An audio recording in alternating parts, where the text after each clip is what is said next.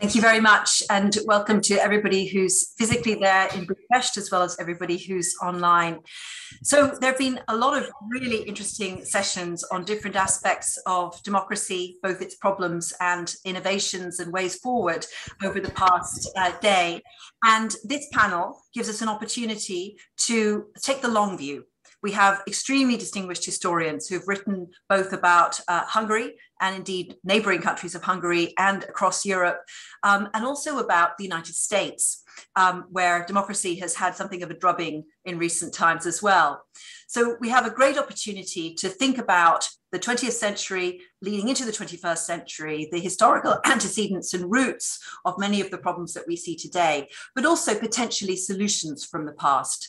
It's going to be a discussion about the authoritarian playbook, which now has some quite depressingly familiar elements in it, as we see populists and particularly populist authoritarians or wannabe authoritarians using the same kinds of tactics and learning from one another.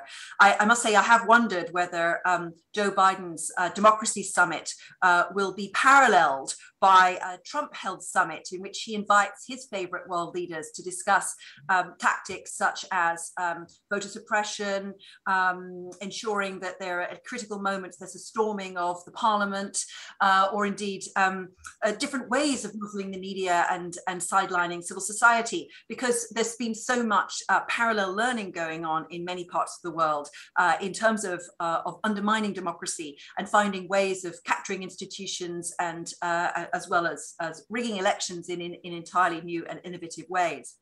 So our panel of historians has written about many of the warning signs that we need to look out for, from Tim Snyder's On Tyranny, as well as the amazing books that have come out recently from Anne Applebaum, from Timothy Garton and Charles Gati's perspectives as well.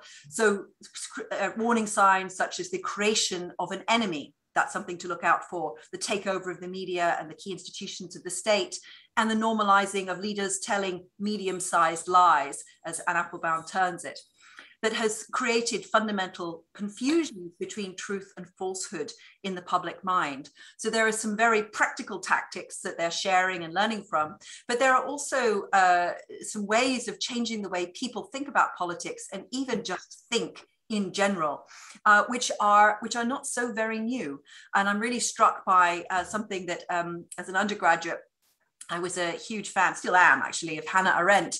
And she wrote a very fundamental truth that is still very evident now in the age of social media, but she wrote it in an era long before that. She wrote, "The ideal subject of totalitarian rule is not the convinced Nazi or the dedicated communist, but people for whom the distinction between fact and fiction, true and false, no longer exists."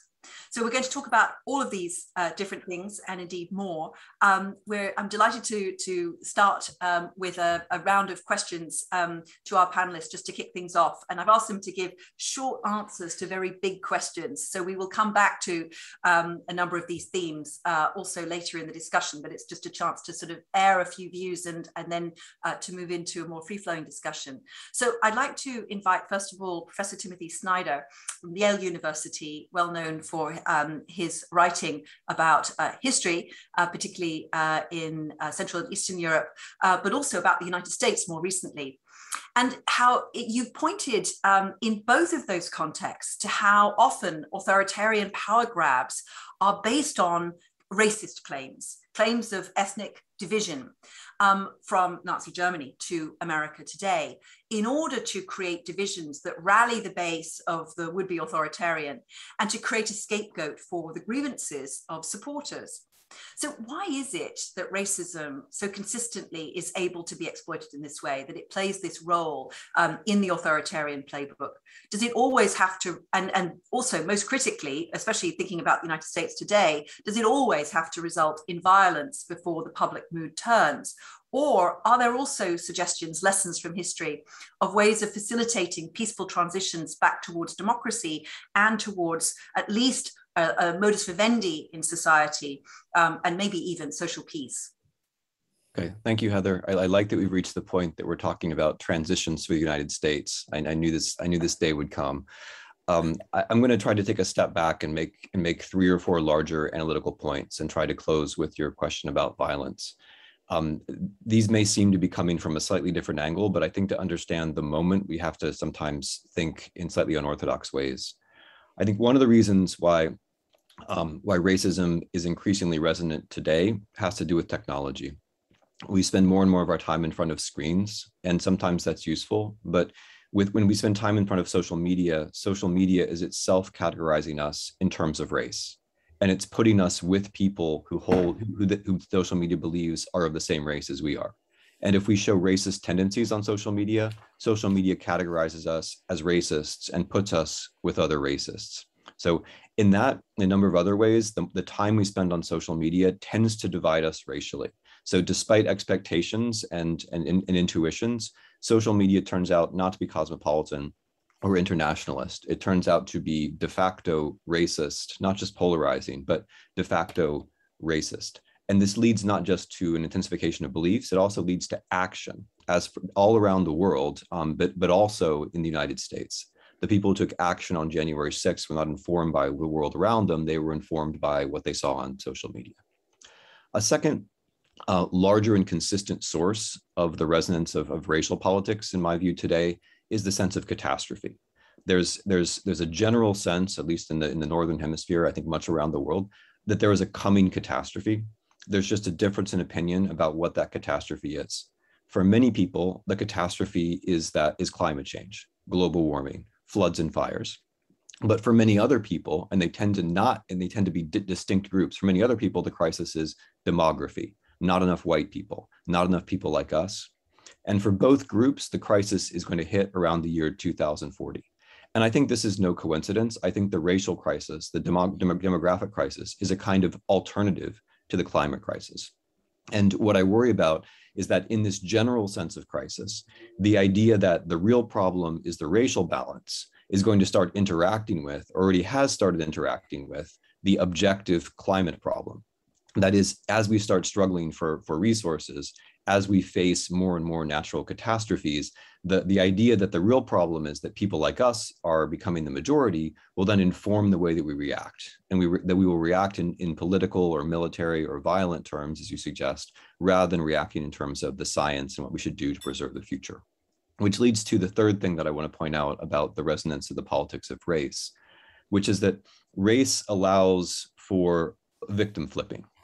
So to stay in the example of climate change, it's very easy to point to the refugees of climate change as being the aggressors. This happens all the time in Europe and the United States. Naturally, climate change leads to south to north migration, with obviously some kind of, there'll be some kind of crisis, some kind of war, some kind of political crisis that draws our attention. But one of the ultimate causes from Syria to Guatemala is climate change. And so if we treat the refugees as the aggressors, then we forget what the ultimate cause is, right? And we can think of ourselves as the victims, which we see from Hungary to Kansas. The idea that refugees are the aggressors and we're the victims is a very comfortable idea. To switch examples back to yours, in Mr. Trump's claim that he won the election, and in the domestic terrorism attack of January 6th, you have the same kind of victim flipping, which is allowed by race. It's somehow not that a billionaire president, who's basically been able to do everything he wanted his whole life, lost an election. Instead, it's somehow that Black people stole it from him, right? It's as simple as that. And so somehow the problem is that somehow the problem is supposed to be that some white people's votes weren't counted, when in fact we have 2 centuries of Black people either not voting at all or having a very difficult time in general voting. So you have a kind of almost perfect 180-degree victim flipping, which is where I want to land. The politics of race allows you to change the way that time works, because if someone's of a different race, or if they're an outsider like a migrant, that means that they're always going to be on the outside, and politics can always be about us and them. And when politics is about us and them, it's very comfortable for people who have come to power, usually with some kind of oligarchical backing, because the last thing they want to do is deal with the future. The last thing they want to do is make policy. It's much more comfortable to have a present enemy, whether it's migrants or Soros in Hungary, or whether it's Blacks and migrants from the South in the United States. It's much easier to have a permanent enemy and keep time in the present because that allows you not to have to govern, not to have to actually face anything. And so that's why racism, even if whether or not you're by conviction you're a racist, is a comfortable way to govern at the present moment. Thanks. Thank you very much. There's a lot to think about there, and many case studies come to mind actually of how this is done and the different ways that this plays out. And your point about time especially is really key, because we'll come on to talk a bit later about the uses and abuses of the past in the politics of, in anti-democratic politics. But the point about the future, avoiding discussing the future, and also that of course relates to your point about climate too. If you're busy fighting an enemy of the present, you don't have to think about climate change and come up with any kind of policies to combat it. So now we'll move on to Anne Applebaum, journalist, Pulitzer Prize-winning historian, currently at the Johns Hopkins School of Advanced International Studies in Washington, well known to the audience for her books and for her expertise on Central Europe. So Anne, what I'd really like to kind of draw on is your work in thinking about, as a particularly good quotation in your most recent book, given the right conditions, any society can turn against democracy. And you've even written, all of our societies eventually will. So if we think about the many cases where societies have turned against democracy and where we see warning signs already, what are the regional nuances you see? There are clearly some conditions that hold across geographies, but given how well you know Poland in particular, it would be really interesting to think about whether the conditions were always there for a one-party takeover, or were they created by a particular party? Are those conditions always there ripe for exploitation? And it's just a matter of time until somebody takes them up, and if in the right circumstances, there will always be a populist who arises to take up the opportunity from, of course, Germany in the 30s to America today. Is it a matter of conditions and the kind of breeding ground, or is it also about the kinds of actors who take them up? Thanks. So thank you, Heather. Greetings to the audience in Budapest. I'm actually in Los Angeles in a hotel room where it's very early in the morning. Sorry, I'm not there to be drinking coffee with you. Let me answer your question in a broader way, because actually I do believe that that's correct. That the turn against democracy can happen anywhere. There are no exceptional nations. When the founding fathers wrote the American Constitution, they were highly aware of how democracy had failed in ancient times. They were literally reading Greek and Roman histories while they wrote it. They were referring to it in their conversations. Some Roman statesmen and from the Republican era, particularly Cato, were actually almost folk heroes at the time of the Revolution, and there were plays and songs about them that people read and knew. They were part of popular culture.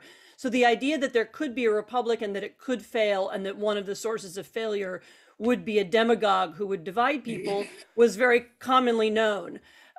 In the last decade or two, well, really in the last 50 or 60 years, we, particularly in the US, but also in Western Europe, I think forgot this because we were living in an era of such incredible success and prosperity. And because liberal democracy seemed undefeatable, and therefore, as Tim Snyder has written, inevitable. There was nothing special that we had to do in order to keep it going, because it would just automatically be there. And none of us had to worry about it that much because there were some professional politicians who would somehow keep it going, and we didn't have to make very much effort. And then it turned out that, in fact, democracy can be undermined anywhere. And in fact, I think the question to ask is not so much particularly about Poland, although I'm happy to return to it. But the question is why this is happening in so many different societies all at the same time. So one of my probably most important insights over the last several years was that Polish politics and American politics are not that different. And this is bizarre if you think about it, because Poland has nothing to do with America politically, geographically, demographically. I mean, it's a homogenous society with no history of, with virtually no racial minorities. So how did Poland manage to create two tribes that hate each other almost as much as Americans do? And how did you get this similar kind of language? And the conclusion that I came to is that we're living in a moment that makes this, that's more conducive to this kind of politics. And I'll just list a few of the possible explanations, and then maybe we can return to the specifics of Poland later. One of them, as Tim said, is social media, the nature of modern communication. And I'll emphasize a different piece of it, namely that the business model of most modern media, and by the way, that includes cable television and quite a lot of websites, as well as social media per se. The business model is the sale of emotion and anger. In order to get people to click on things, it turns out that if you make them angry, if you offer them the prospect of division, that makes your post or your story move faster. It creates a higher reaction. It keeps people online further. This is something that Facebook, for example, has studied, knows very well, and has understood from the very beginning of when the product was invented, that what it needs to do is make people angry, make people emotional, keep them on the site. That's how you sell advertising. I mean, these are mostly vehicles for selling advertising. And that has had an impact on the politics of America, Poland, the Philippines, Turkey, Hungary, Britain and France. And that's one, and that's now the fundamental underlying, theme of so much of what people are doing when they turn on their phones or their laptops looking for information, is they're looking for that kind of stimulation because they are used to getting it there. And that's made politics different. So the rules of politics that were once set by town halls or by television studios or by parliaments, the rules of conversation are now thrown out the window. There used to be time for each side. There used to be a benefit for rational debate. There were, people got points for making logical arguments. That's gone in our era, and people get points for quite different reasons. The second reason I would give is there's a very similar kind of loss of agency that people feel all around the world, which is related to globalization, although it's not exactly the same thing. I mean, the feeling that my government doesn't control what happens in my country. So a person in China can make a decision and my factory will be closed, or a person in Brussels will make a decision and the project I wanted to do doesn't work. And they're not wrong about this. In a world where so many problems are global and international and they have to be solved in different ways, national and regional and local governments, the kind of people you're used to voting for or touching, are less influential than they used to be. And smaller countries sometimes feel this more profoundly than others. And so this loss of agency, the sense that, I vote for these people and then they can't do anything about it. It's something that's real, and it was one of the elements of globalization that was mostly unacknowledged for a long time. And finding ways to communicate with voters given that loss of agency is one of the things that Democrats now have to do and begin to think about. The third thing I would say, and this is, and I'll just be very brief, is the loss of U.S. leadership at a moment when, when there's a sense of rising other powers. And so, although the rise of China or Russia doesn't necessarily affect any of us personally, I mean, here I am sitting in Los Angeles and I don't see China anywhere around me. But the feeling that there are alternative systems, they have an alternative set of values, they have the money and the power to influence, for example, Hollywood directors and how they make their movies, has given people the sense that the certainty in democracy and the certainty that our system, that our civic religion, that our faith in our system has been undermined. And again, I think this also hasn't been sufficiently acknowledged, that China offers an alternative model. It's an ugly model in many ways. Not everybody, loves it or worships it or admires it.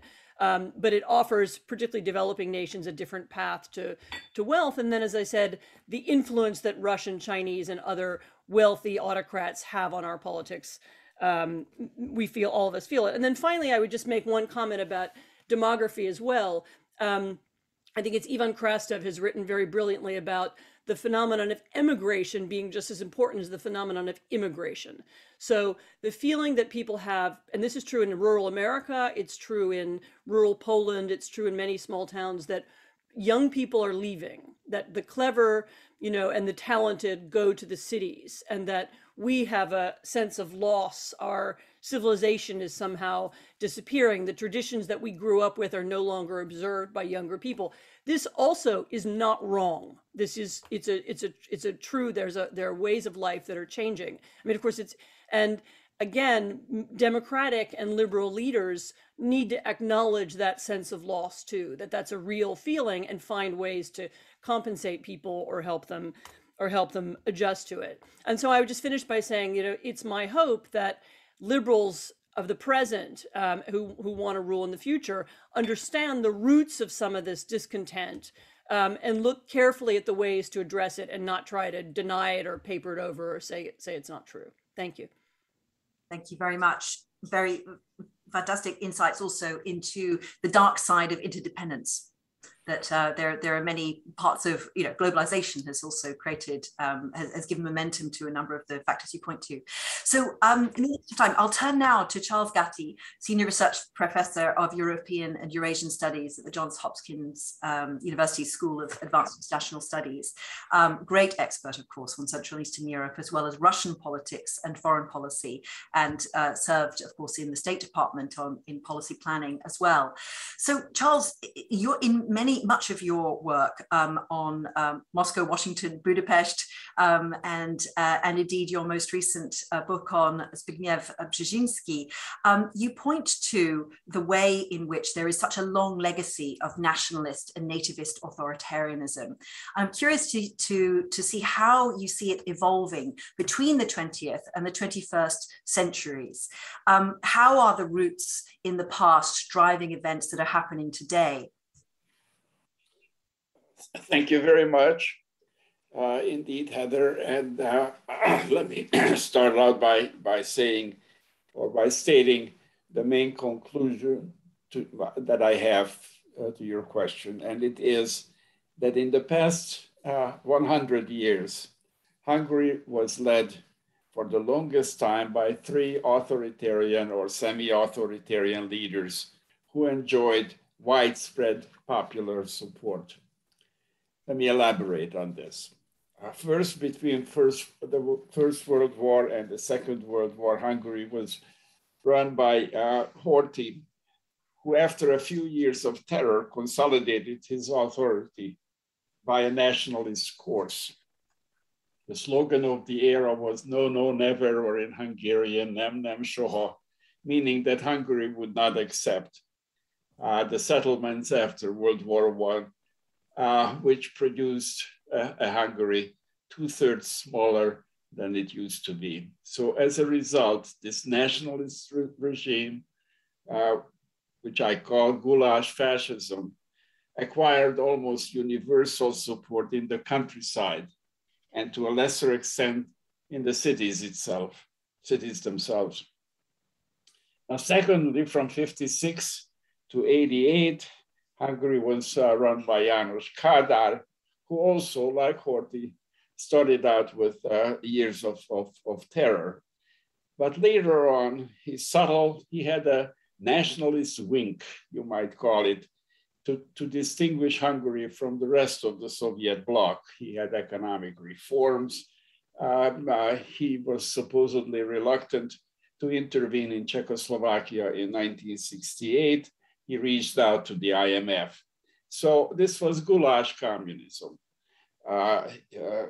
called at least that way in the West. But the important thing to remember is that many Hungarians believed that Kádár, that they were superior to and better off than others in the communist camp. And therefore, he too enjoyed considerable popularity. When he died, there were tens of thousands of people lined up. And even today, there is an element of nostalgia for those decades.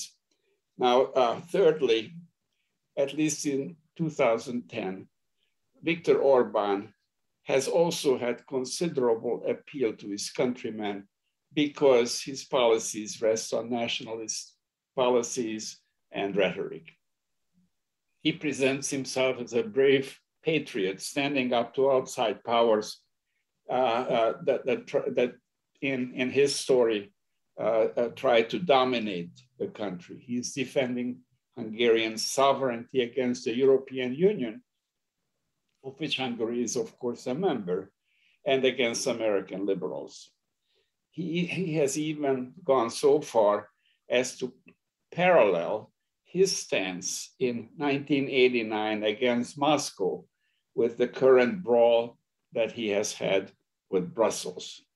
And yet, he is widely seen as a protector of Hungarian independence, particularly in the countryside, where his semi-authoritarian course trumps the attraction of liberal democracy. So what can we make of this history? I want to stress that popular attraction to Horthy, Kádár, and now to Orban should not be dismissed, certainly not lightly dismissed. It's a mistake to claim that only leaders are bad and the people are good.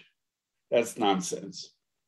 At the same time, nationalism is not necessarily, certainly not Orban's nationalism, is not the wave of Hungary's future. There are countervailing forces in evidence, which I obviously I don't have time to unpack, but just briefly in 1 minute, I'd like to identify them. First, on the domestic scene, there is now a coalition of strange bedfellows composed of 5 political parties has emerged to oppose the current regime.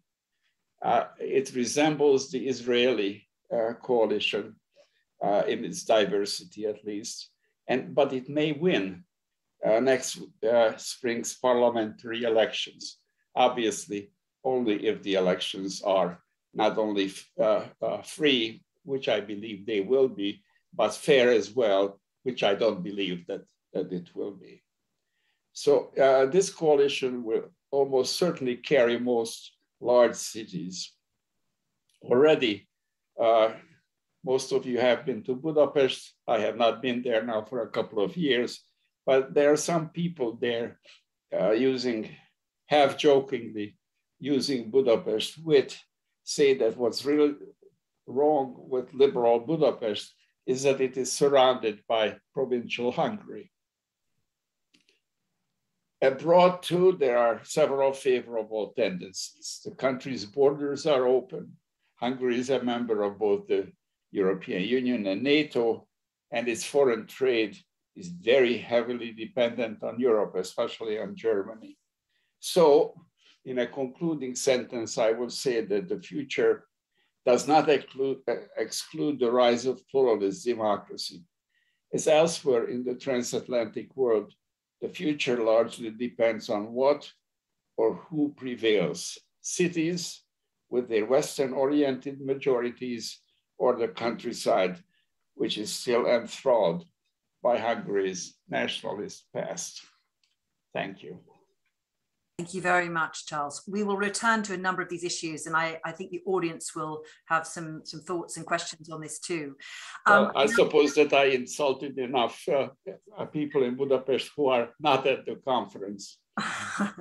We relied on you for that. So we'll turn now to Timothy Garton Ash, of course, a professor of European Studies at Oxford, and of course also at the Hoover Institution at Stanford, a very distinguished historian indeed, and who now has the unusual distinction of being the subject of an official public lecture from a sitting prime minister. Now, I think all of you have received state medals from one country or another in the course of your careers, but I think Timothy is the only one who's actually received a personally written lecture from a prime minister, in which he objected to what Timothy said in an interview he gave with Euronews. And he argued under the title Samizdat number 12 that there is a Central European cultural, intellectual and political entity that is growing more and more different from Western Europe.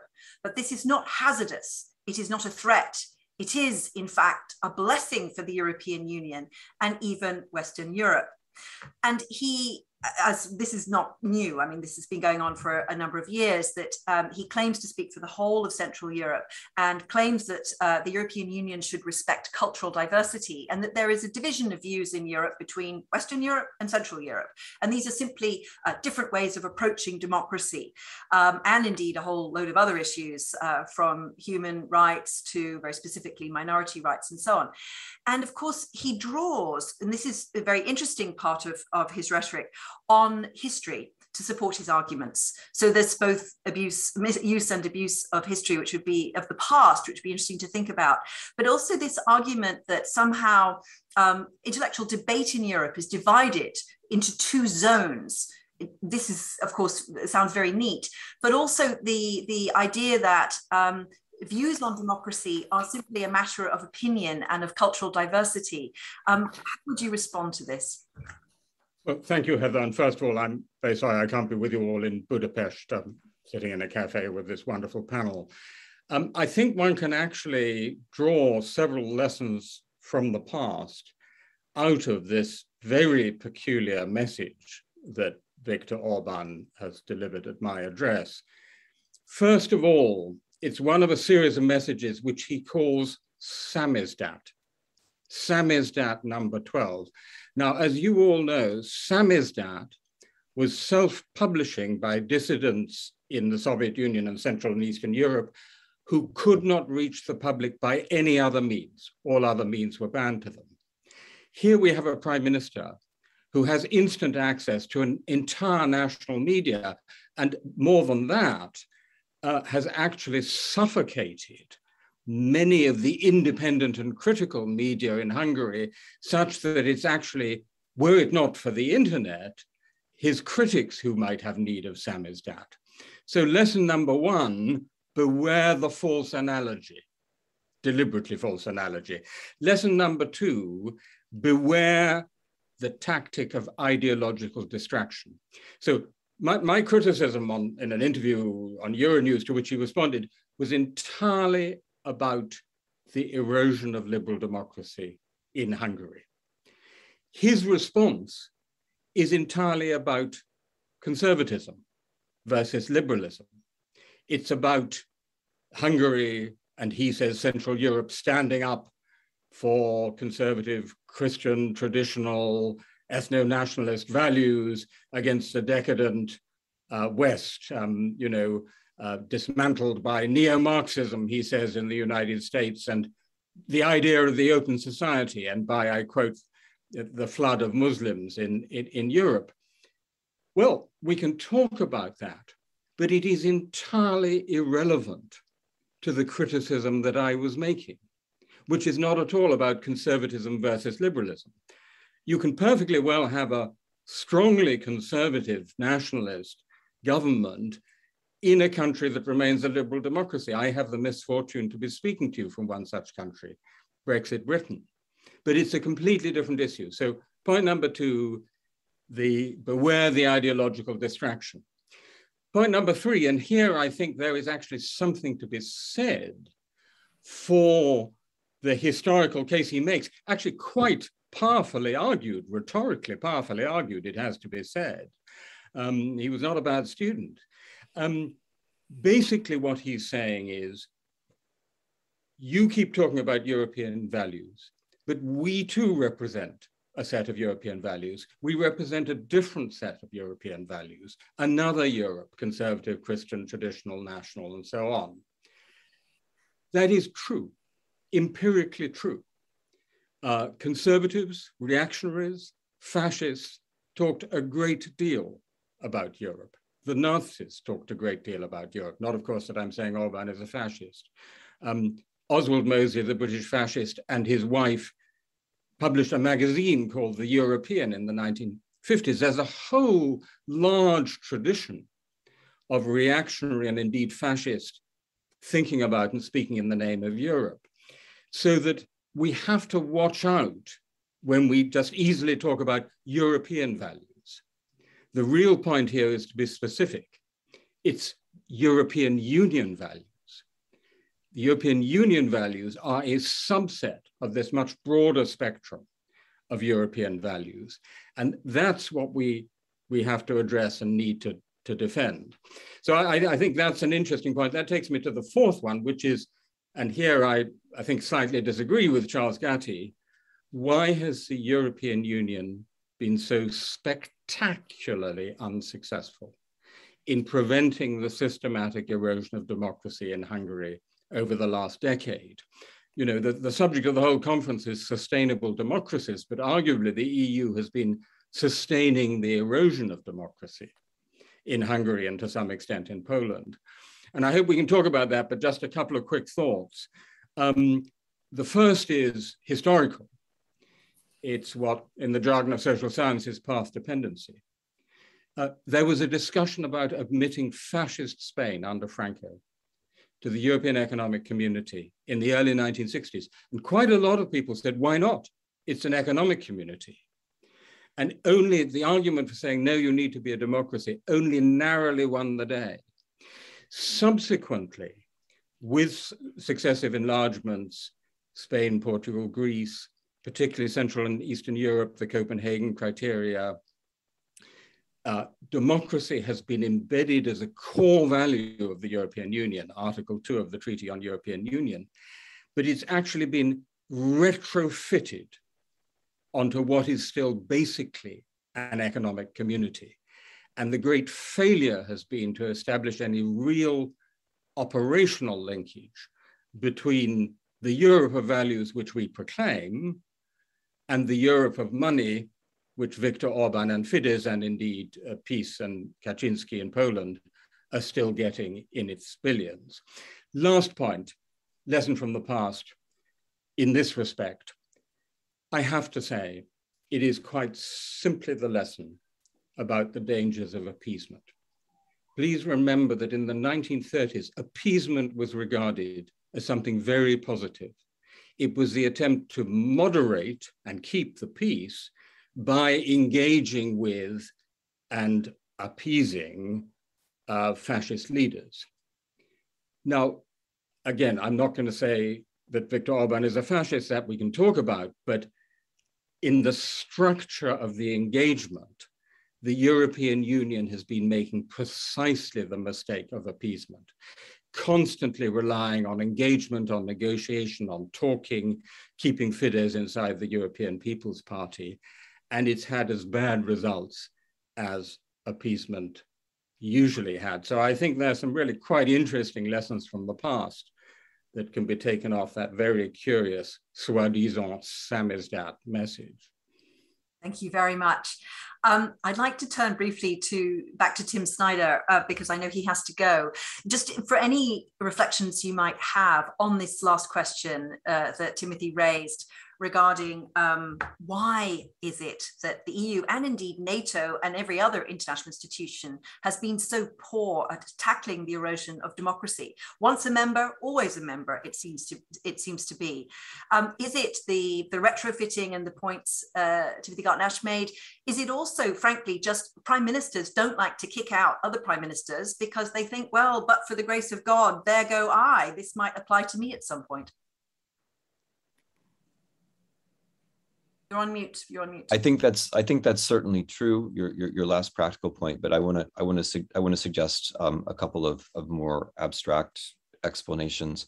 Number one, and Tim Garton has already suggested this, is that this business of inevitability applies not just to Americans after 1989, but it also applies to the premises of the European Union, not as it was created, but as it self-understands since the 1990s, namely that if we get the economic piece and the institutional piece right, then the political piece will naturally follow.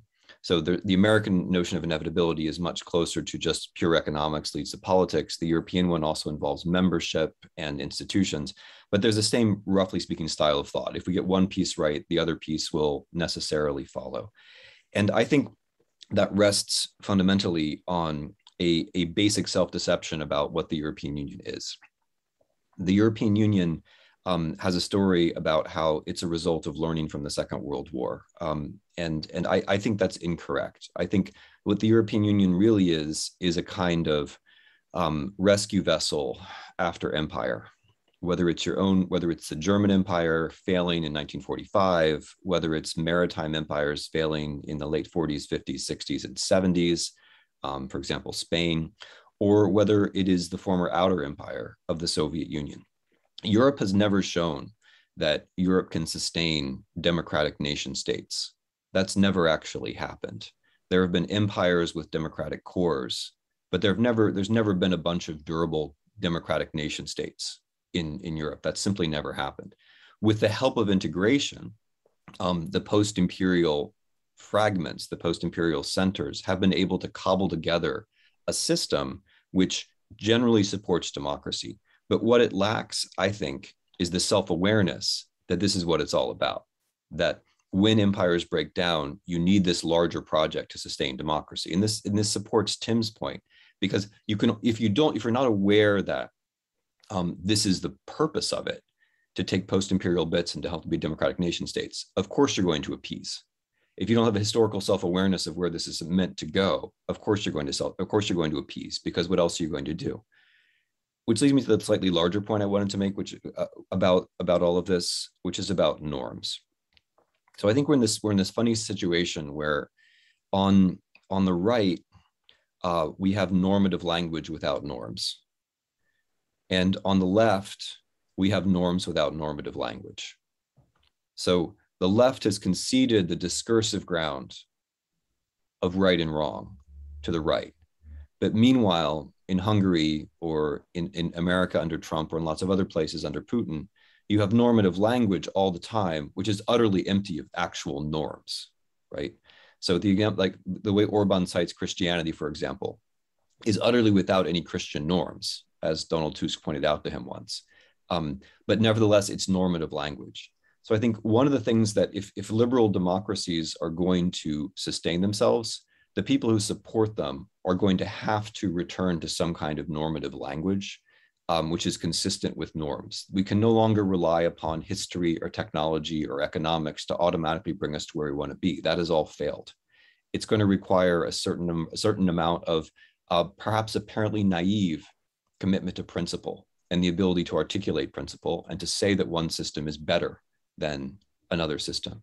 Because after all, returning to some of your other points, when it says that China and Russia present alternative models, that's true in a way, but they don't present alternative models the way that fascists and communists used to present alternative models. Fascist and communist alternative models were utterly clear. The Chinese and the Russians, however, mostly present our model as having failed. They mostly present our model as hypocritical. They present our model as doomed. And you can't respond to that by criticizing their model so much, because their model isn't actually a fixed target. It's not really there the way that fascism and communism were there. I think you can only respond to it by reasserting or doubling down on your own normative positions about your system, rather than seeing it as an inevitability, rather than seeing it as something that has to be. You have to actually make claims for it. And the right and the left have to find a way of repartitioning this, because right now, some people are using normative language without norms, and other people are trying to talk about norms, but are afraid to use the language. So that's my thought.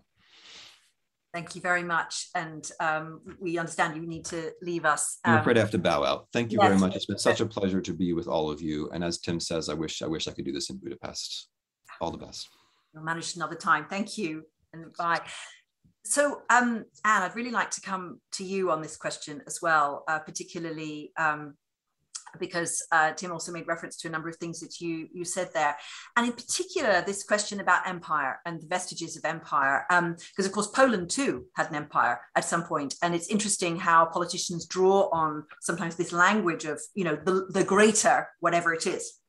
Global Britain, I think, is the terminology in the UK now, but you know, Greater Poland, certainly Hungary, pre-Trianon Hungary is used all the time, and we see this in a lot of countries. I mean, France also, I think, is a very interesting example of a country that found its place in the world through the Europe by essentially being in charge of the European Union along with Germany, as a new way of becoming larger than just territorial France with the loss of a lot of its empire.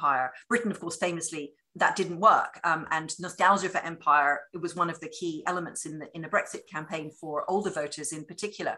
So I think this is an interesting notion, and I don't know, I mean, having lived and worked in Brussels for the past 16 years, I'm struck by how ahistorical many people working in and around the European Union are. It's, of course, a selective reading of history, as happens in most epistemic communities. But in particular, this issue of empire, especially with now the decolonization debate, it's something nobody wants to touch, nobody wants to talk about. I think that this is linked to democracy because it means that there are aspects of national politics which it's impolite to discuss. It's very impolite to talk about another country's nationalist politics, especially if it's about nostalgia of empire. And I wonder if that's part of the problem, that it's okay to discuss certain issues within countries, but not between them. And as a result, that then leads to a general kind of squeamishness about talking about democratic erosion in other countries. And that's why so few political leaders are prepared to do it across countries. Just curious about your views on this question of empire. Yes, thank you. I mean, you asked a lot of things together there at once. You were right that nostalgia and nostalgia for some kind of imagined past is very much with us now, and in a way, it's the opposite of what you mentioned at the beginning. You'd like this panel to do a little bit, which is to look for useful lessons from history. There are different ways of looking back at the past, and one of them is to one of them is a kind of innocent nostalgia where people who like old churches and frayed photo albums and find it interesting to think about the past. I mean, you might even put me in that category. I like old churches and frayed photo albums. And then there are people who make use of the past in order to criticize the present, to say, we aren't what we used to be. This isn't good. This isn't, we've fallen, we've failed. There's another era that we can look to for inspiration, and we're looking to that era not as a whimsical, amusing, look back in history, but we actually want to bring it back. And actually, the first political leader in the West who did this as in a public and aggressive way was actually Putin, who brought back the annual May celebration of the end of the war, which is absolutely an imperial celebration. They have people, they have soldiers dress up in Soviet uniforms. They have, old Soviet flags on Red Square, and they reenact the moment of the greatest Soviet imperial expansion, which was May 1945, and revel in that moment once again. And Putin has implied through his statements and his foreign policy that this isn't just a kind of sepia tinged look at the past. This is actually what he wants to bring back. He wants to put Russia at the center of the European story again. And the question is whether all of your, as you say, most European countries either participated in an empire or had some other had some other role in the past, were larger, had different borders.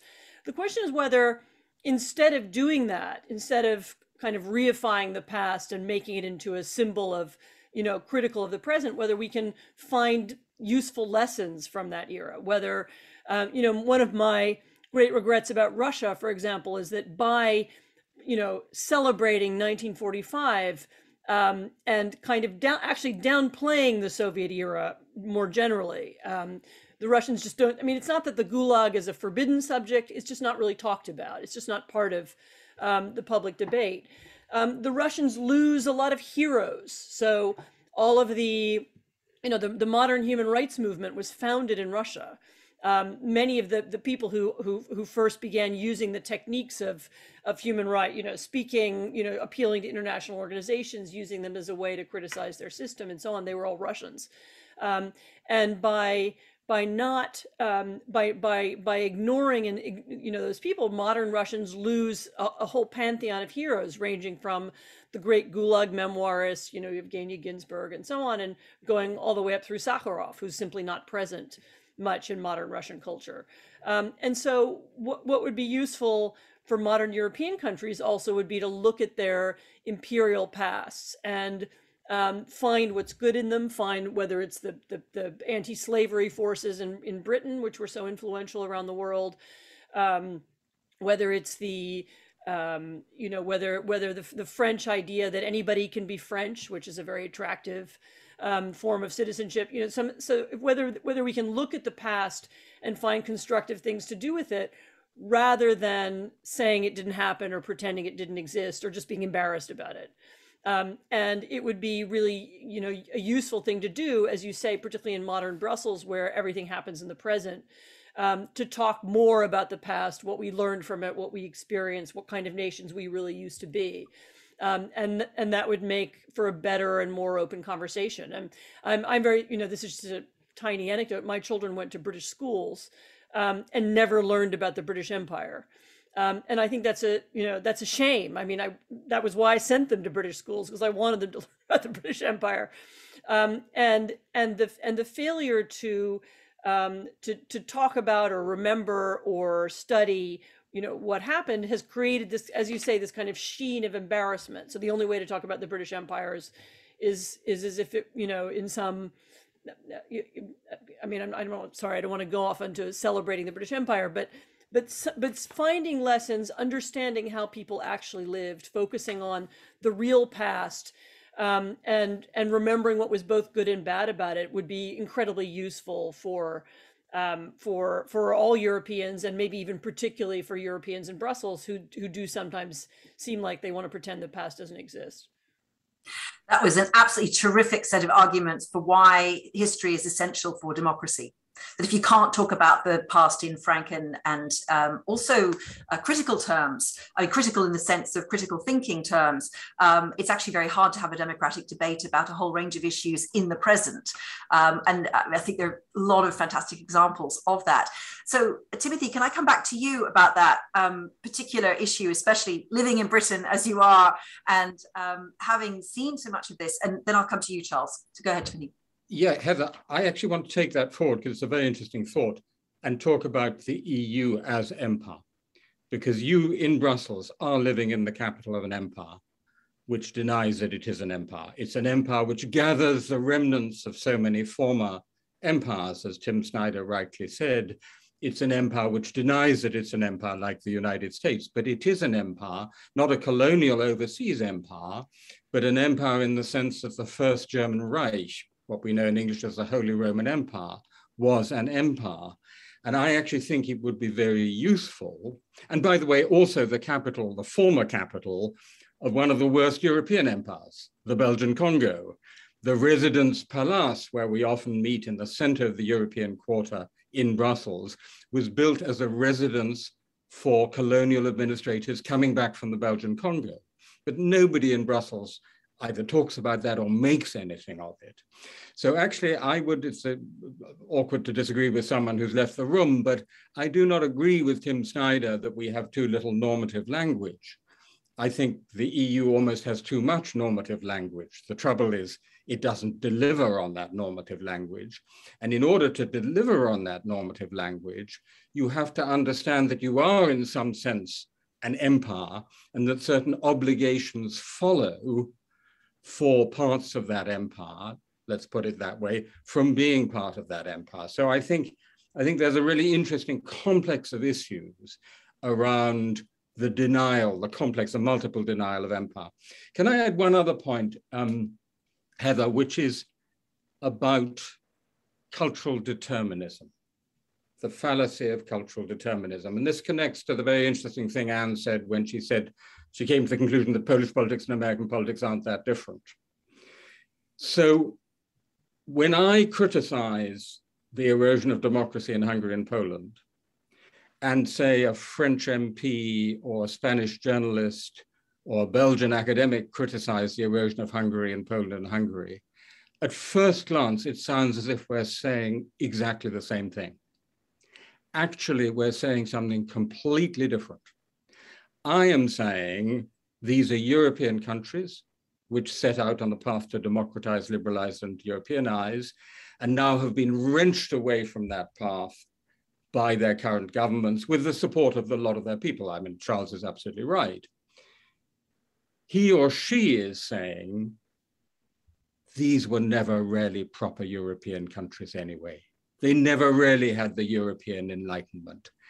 It's the old West European prejudices about Eastern Europe that go all the way back to the Enlightenment. Larry Wolff's wonderful book, The Invention of Eastern Europe, describes this perfectly, what I call intra-European Orientalism. And the conclusion they draw, quite different from mine, is that they're never going to make it. They're never going to be proper democratic Enlightenment European countries. And therefore, it was a great mistake to take them in. And really, it'd be much better if we could kick them out. And I heard a senior Spanish official in the European Commission just the other day saying precisely that to me. I don't know why we took them in. It'd be much better if we get them out. So that is the fallacy of cultural determinism. That to believe because they were authoritarian regimes in the past, it necessarily follows that they can't be proper democracies now. One hardly needs to point out that Spain was an authoritarian regime for much of the 20th century. Portugal was an authoritarian regime for much of the 20th century. Germany had quite a bit of it too. You know, the liberal gamble is that politics can actually change culture. But I think that's a really important aspect, particularly in the European debate about Central and Eastern Europe, because these old prejudices that Larry Wolff described, the intra-European Orientalism, is back in spades. Sadly, it's quite hard to disagree with that view living in Brussels and having worked on enlargement policy so much in the past. The thing is that also in the European Union, certainly at the level of leaders and diplomats and civil servants and so on, there's a kind of politeness around difficulties in other countries, which means that people don't debate these things openly. So it's also quite hard to counter those kinds of views. And it's striking also how what are often simply temporary trends are seen as permanent. I remember talking to the former president of the Commission, José Manuel Barroso, about why is it there's never been a far-right party in Portugal? Why is there actually so little racism and anti-migrant sentiment in Portugal? Now, of course, there is, it's just arrived, but this was just before that. And he said, well, you know, because if you think about the Portuguese culture and history and tradition, we just have no cultural background for this, so it couldn't possibly arise, and of course it has now. So I mean this goes back to Anne's point about, you know, given the right conditions, there are plenty of things that can arise in many countries. So Charles, I'd like to come back to you now and get your views on all of this, particularly given how much the legacy of the Austro-Hungarian Empire has played in and still plays every day in Hungarian politics, how you see this issue of empire. And is it, especially given that different resonance in Hungary, this claiming, as you pointed out earlier, that somehow the stance against Brussels is the same as the stance against Moscow used to be, and in some countries you hear it's the same as it used to be the stance against Istanbul. Are there ways of weaving this into an open democratic debate that could learn some lessons from history?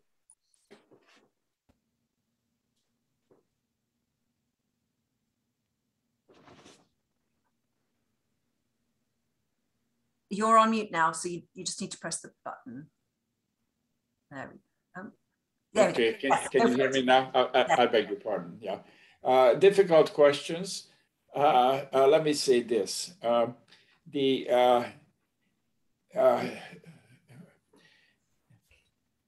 also very critical of the European Union and its appeasement policies.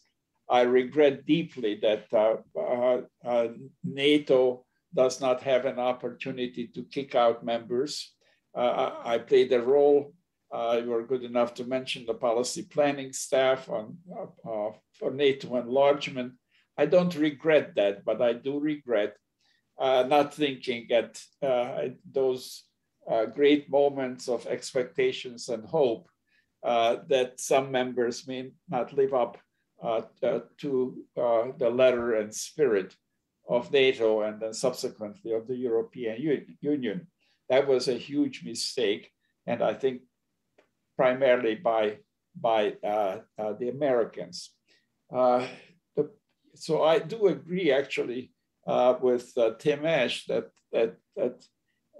they should be different organizations, and certainly the EU has had the means, but they are, as everybody knows, they don't want to punish because they're afraid that the next time around they would be punished. And so therefore they are all but impotent except for verbal criticisms. There is a paradox here. The paradox is that even under these circumstances, for Hungary to be, or Poland to be in the European Union is good for Hungary and Poland. And in both countries, there is significant public support for the European Union, whatever the leaders say. The problem is, as I think that's what Tim was hinting at or was saying, the problem is that their reluctance to subscribe to European values is bad for the EU. So on the one hand, what's happening is that the European Union does not live up to its values. On the other hand, the fact that Poland and Hungary are still in the EU is pretty good for them.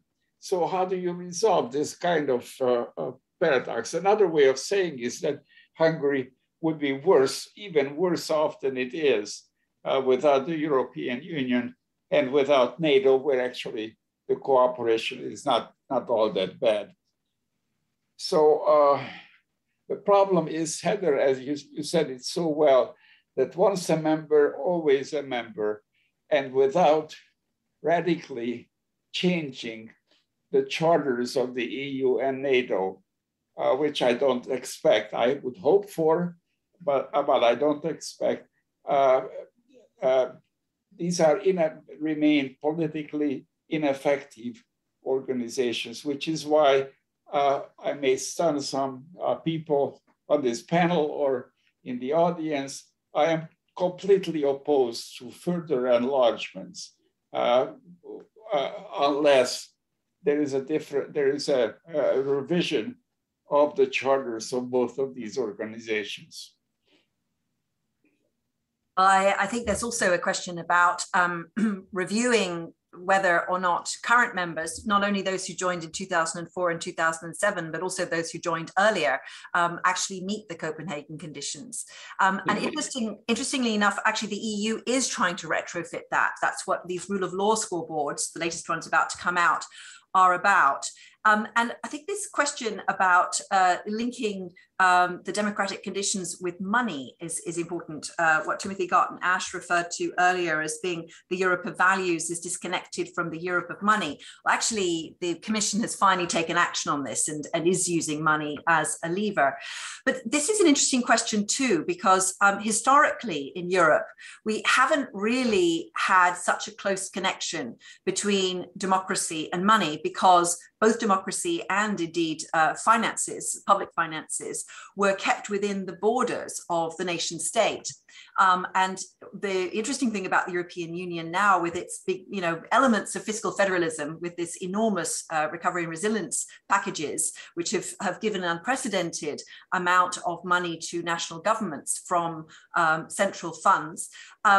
This is the only parallel we've had. This is in fact empire, because empires have to have forms of fiscal federalism. But of course, this is not democratically decided. And I'm just interested in your thoughts about this relationship between democracy and money, because, well, there's other things we could go into, like the relationship between corruption and authoritarianism, and all three of you have actually written about that in various ways.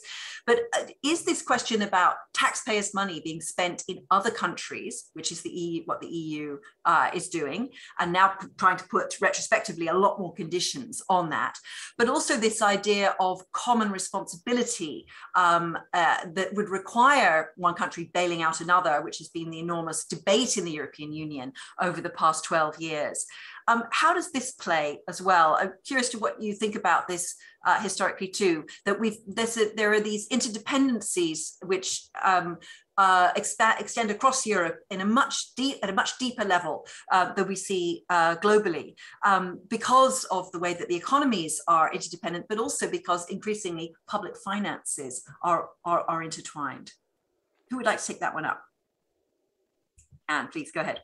I can just say a few words on it. I think this is a really important turning point, because for the first time, it's as if the Commission is taking responsibility for taxpayers' money as taxpayers' money. In other words, it's not just some money that appeared somewhere and we have the right to dispose it, but they're treating it in a political way. You know, do Swedish or German or Spanish taxpayers want to fund programs, I don't know, whatever, road construction programs in Hungary and Poland, if the funds for those construction programs are going to be stolen or misused and are going to support autocratic regimes. I mean, finally, the Commission is thinking in that way, and in a way reflecting accurately the feelings of taxpayers. And this, I think, although there's going to be a rough patch, we have it already in Poland, a kind of reaction against the Commission and a new level of anti-EU propaganda that we haven't seen before in Poland, where we've had sort of 85–90% support for the EU. Although there's going to be a reaction, I think ultimately this is going to be good for the Commission. In other words, there has been this feeling that EU money, nobody's responsible for it. And this is one of the most undemocratic, but also one of the elements of the EU that made people feel the most angry or distant or concerned about it, was this idea that it didn't, the money all got spent according to formula, and not as if anybody was thinking about it or taking responsibility for it. And I think that the EU Commission saying, no, we won't hand a blank check to the to Jaroslaw Kaczynski or Viktor Orban, is a really important step in giving people more, across Europe, giving people more confidence in the Commission that it's paying attention, that it has real values, and so on. So I think this is if they follow through with it, which of course we have no idea if they will, I still feel some doubt about that. But it could be a really important turning point in how the Commission perceives itself and also how others perceive it. Yeah, absolutely. Yeah, go ahead, Timothy. Just to pick up directly on that, I mean, I'm afraid, Anne, I share your skepticism about how long it's going to be sustained. But it is really interesting, because I think for the first time, West European taxpayers, particularly North European taxpayers and voters, are waking up to this issue. I was talking to a Green member of the Bundestag the other day who said in her constituency, in deepest West Germany, people were asking her, why is our money going to pay for these quote unquote dictators in Poland or Hungary?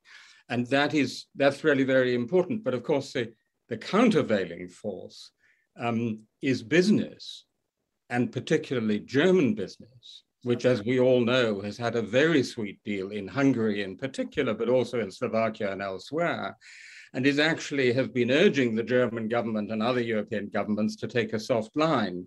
So this very complex political institutional system of the EU has all these different countervailing forces. And I think it's a big question which ones are going to win out. I mean, the European Parliament, not accidentally, has been always a pretty positive force on this subject, but it's been constrained by the Commission and above all by the European Council, which consists of national leaders who are afraid themselves of getting criticized. Can I add one other a quick point on this, which is that actually, we had a question here. Did you see the question in the chat? Yes, I'll bring it in a moment. Go ahead with what Okay. you're going to say, and I'm going to ask that question and Okay, ask to come in. I'll come back to the other point because it's connected. Okay, so the question that we have, yeah, Charles, please go ahead. Point. I'd like to point out the hypocrisy that exists in Hungary and in Poland as well when it comes to German business. On the one hand, they invite German business, and obviously this creates work for people, and that these two countries benefit greatly. On the other hand, they attack the very businesses because they take the money out of Poland or Hungary and profit from it. So the argument that they make is totally ridiculous, which is that whatever financial benefits they get from Brussels is not really a gift. It's not really support. It's compensation for their allowing these businesses to operate in Hungary and Poland. And why the EU does not respond to this kind of nonsense is beyond me. And in fact, Charles, what you just said relates very well to the question. I'm not sure if the live audience in Budapest can see it, but essentially the question is about the link between the economic model of the EU and the fact that its institutions and its legal norms are very much based on its economic model. You know, it was set up, as was said earlier, very much as an economic community. And it's only later that there was a retrofit, as Timothy Garton was saying, of democratic norms and indeed the whole rhetoric of values actually is relatively recent. It's in the last certainly 30 years and a lot of it within the last 20 years.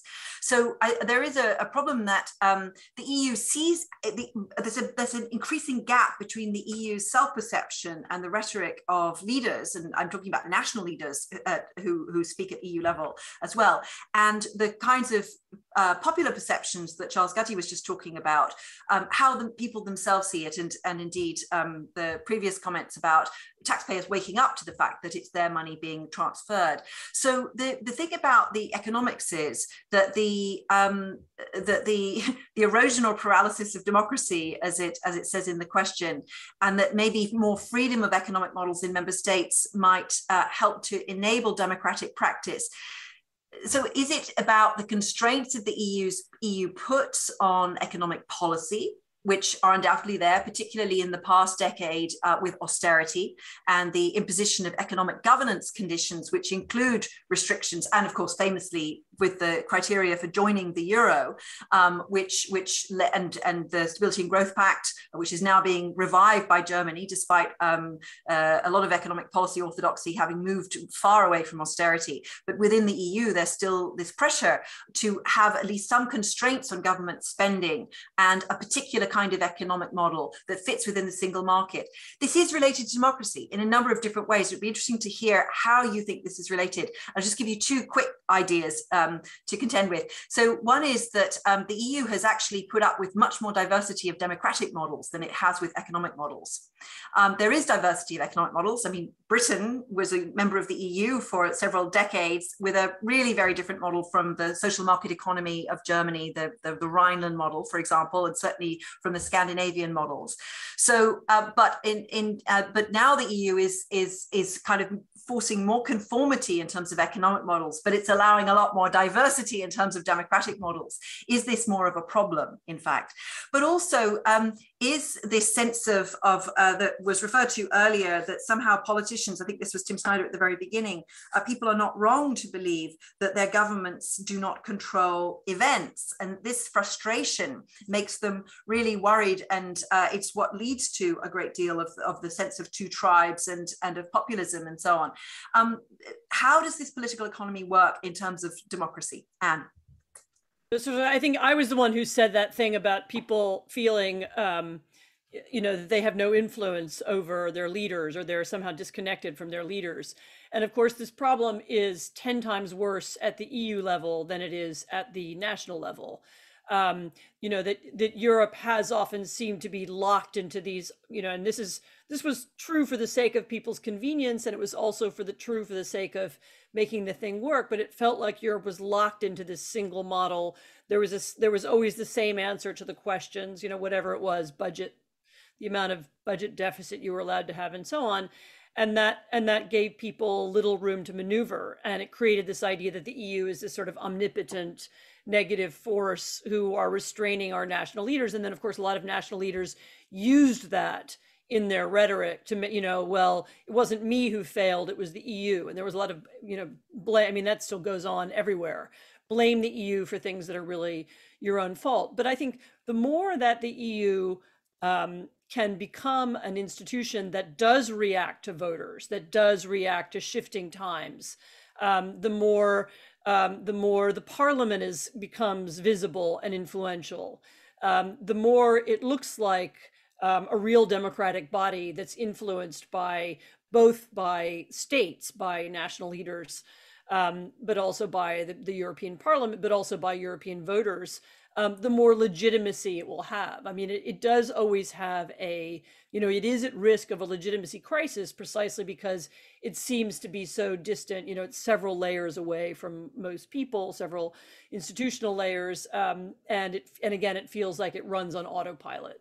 And this is why, as I said, first of all, the potentially the fund that's been created for the post-COVID world, and secondly, the actions towards Poland and Hungary, calling on them to live up to their ideals and so on. I mean, these are finally beginning to be steps that reflect the influence of real people. And I think if the EU doesn't head further and faster in that direction, we will be at the risk of breakup as people, more and more become frustrated with this feeling that it's people in Brussels who have no idea about what goes on here at home. And I just follow straight up on that. Of course, I totally agree with what Anne said. But one way of thinking about what Viktor Orban and Jarosław Kaczynski are trying to do is to de-link EU membership from the regime type of liberal democracy. So this goes to your point, Heather.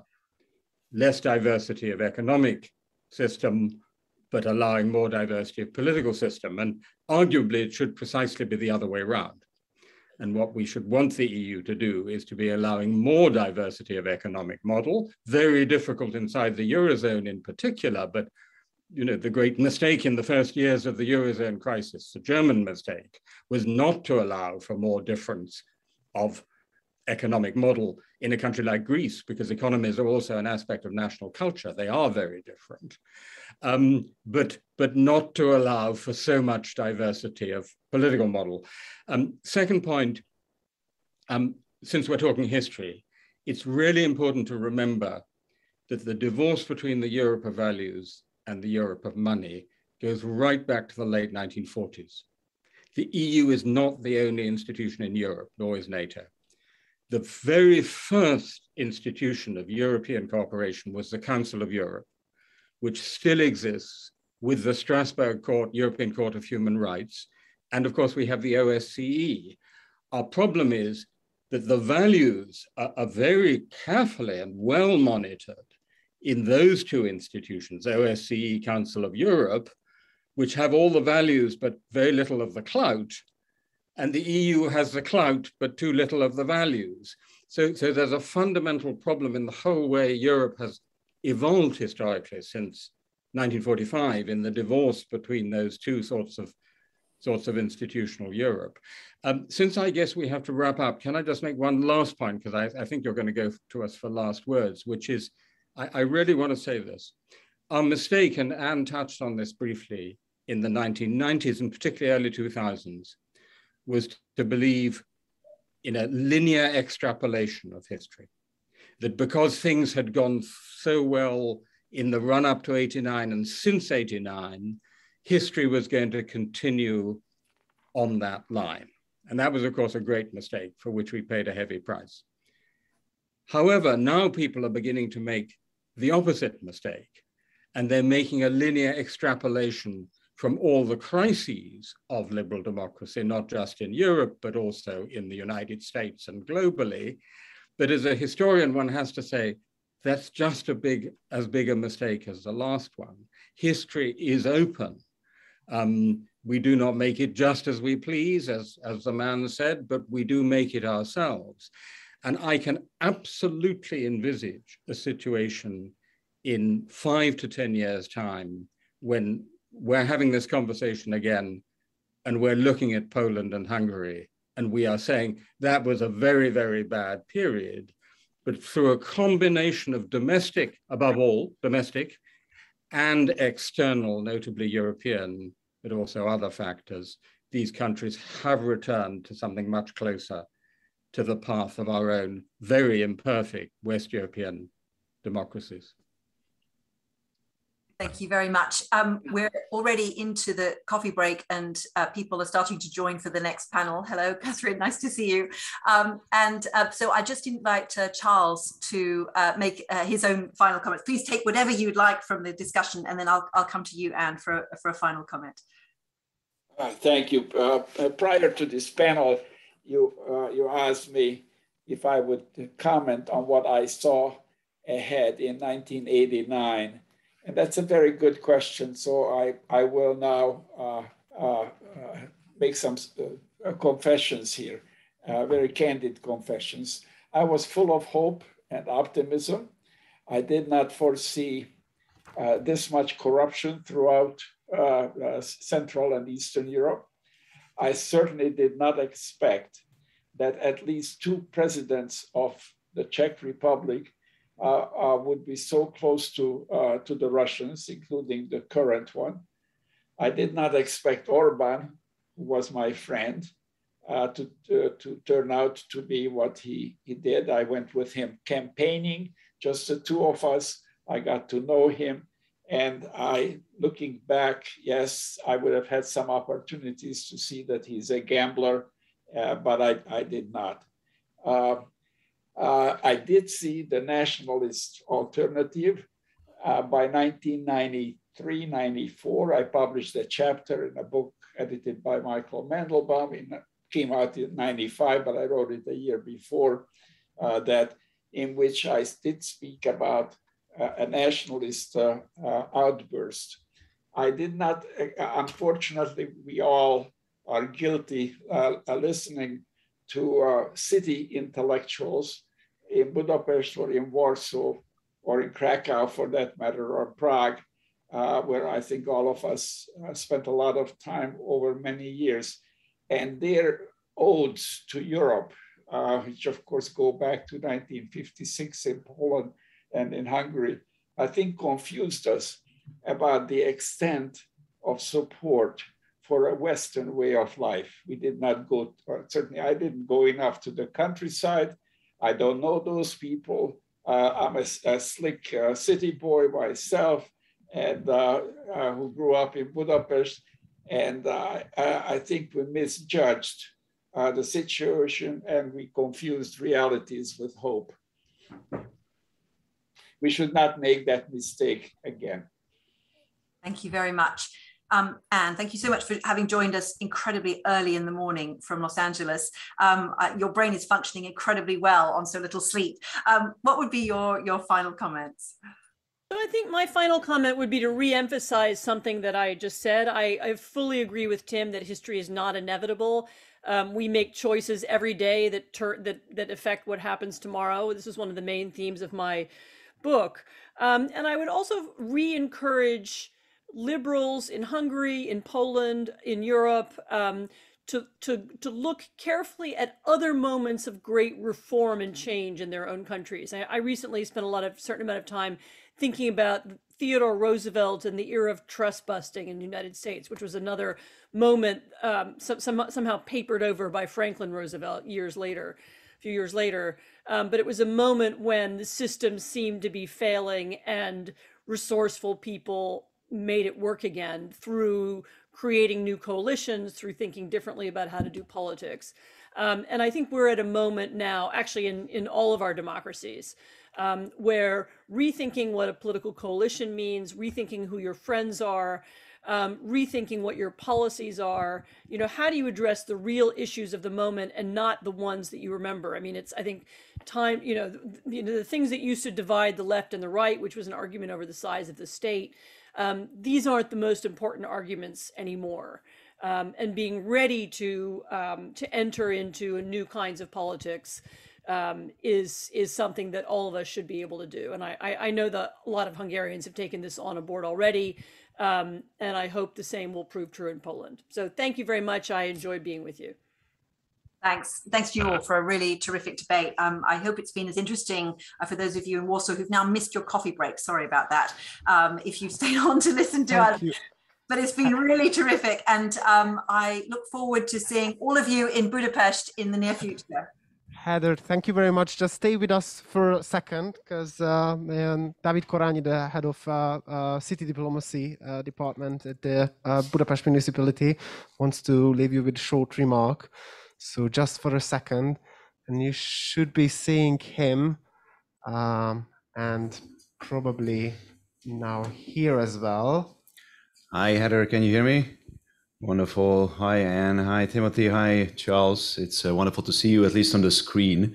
I just wanted to say a quick hello from the venue in Budapest, the Central European University, and extend a heartfelt gratitude to this really, I would describe, intellectually orgasmic conversation that we have had the privilege to listen to in the last hour and a half or so. I really enjoyed it, and I have to admit, outside a movie theater, I rarely see a full group of people, full room of people so transfixed on a rather small screen in this case. So it was really, really fascinating. Thank you so much, and thanks, Anne, for waking up so early in LA. We really appreciate it. As you know, this was the inaugural forum, or is the inaugural forum, but we have already started conceptualizing next year's agenda, and I would love to have this exact same panel back in physical form, hopefully in Budapest, to kick off the conference as the first panel next year. That would be absolutely fantastic. And I'm really hoping, piggybacking on Timothy's and Charles's optimism, that it will take place in a vastly different political context in Hungary, in a re-democratizing Hungary under a Karácsony government. So thank you so much again for joining, and see you next year. Bye, everybody.